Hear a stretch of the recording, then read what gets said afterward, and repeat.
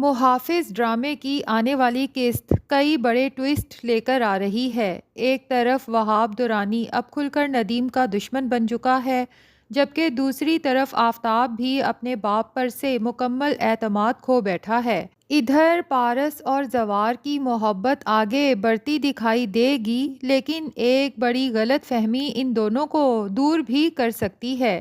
Shopping کے دوران کچھ لڑکے پارس کو تنگ کرنے کی کوشش کرتے ہیں، جس پر زوار اپنا غصہ قابو میں نہیں رکھ پاتا اور ان کی خوب خبر لیتا ہے۔ مریم بھی حیران رہ جاتی ہے کہ زوار بھائی پہلے کبھی اس طرح سے ری ایکٹ نہیں کرتے تھے۔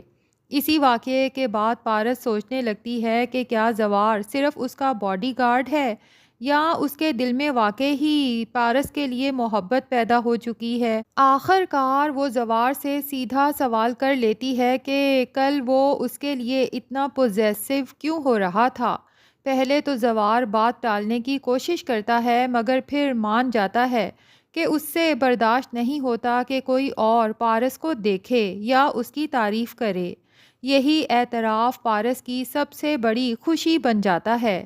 لیکن یہ خوشی زیادہ دیر قائم رہنے والی نہیں، کیونکہ ریشم اپنے والدین پر زور ڈال رہی ہے کہ اب زوار سے اس کی شادی کی بات آگے بڑھائی جائے۔ اسی دوران پارس جب زوار اور اس کے گھر والوں کے ساتھ بیٹھی گپوں میں مصروف ہوتی ہے تو کہہ دیتی ہے کہ بھئی میں تو بہت بور ہو رہی ہوں، یہاں کچھ فن کے لیے ہے ہی نہیں۔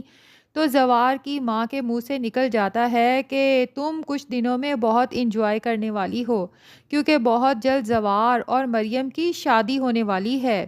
اب یہ سن کے تو پارس کا دل جیسے دھڑکنا ہی بھول جاتا ہے۔ زوار کی شادی، لیکن کس سے؟ ادھر زوار بھی اپنی ماں کی بات سن کر پریشان ہو جاتا ہے کہ کہیں ماں ریشم کا نام نہ لے لے۔ لگتا ہے زوار شہر واپس چلا جائے گا اور پارس اسی سوچ میں مبتلا رہے گی کہ آخر زوار کی شادی کس سے ہونے والی ہے۔ پھر جب ریشم کے والدین شادی کی تاریخ طے کرنے گھر پہنچیں گے تو پارس کو معلوم ہو جائے گا کہ ریشم ہی زوار کی منگیتر تھی۔ لیکن زوار نے یہ بات مجھ سے کیوں چھپائی؟ یہ سب جاننے کے بعد پارس کا دل بری طرح سے ٹوٹ جائے گا۔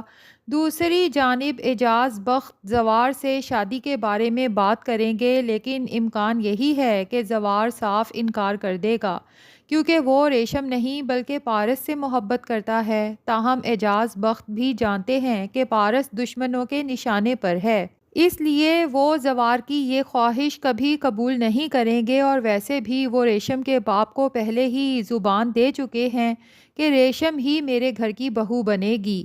لیکن ادھر ریشم کو جیسے ہی زوار کے انکار کا پتہ چلے گا، اس کا سیدھا شک پارس پر جائے گا۔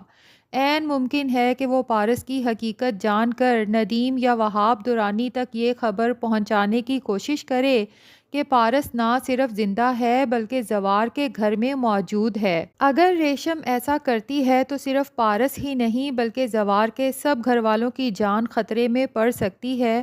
دوسری طرف بہزاد صاحب نے ندیم کے گھر کی نگرانی کا مکمل انتظام کر رکھا ہے۔ ادھر آفتاب اپنے باپ سے جھگڑا کرتا ہے اور کہتا ہے کہ مجھے پورا یقین ہے کہ پارس کو مروانے کے پیچھے آپ کا ہی ہاتھ ہے۔ آپ نے وہاب درانی کا اس سلسلے میں ساتھ دیا ہوگا، جیسے پہلے بھی ہمیشہ ہر برے کام میں اس کا ساتھ دیتے آئے ہیں۔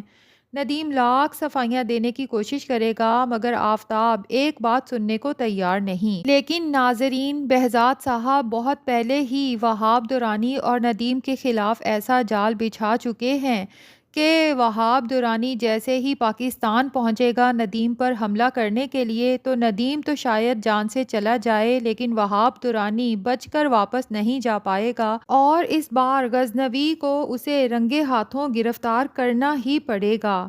اب دیکھنا یہ ہوگا کیا زوار بر وقت پارس کو سچ بتا پائے گا، کیا ریشم محبت میں دشمن بن جائے گی، اور کیا بہزاد صاحب کا منصوبہ کامیاب ہوگا یا نہیں۔ یہ سب جاننے کے لیے ہمارے چینل کو سبسکرائب کر لیجئے۔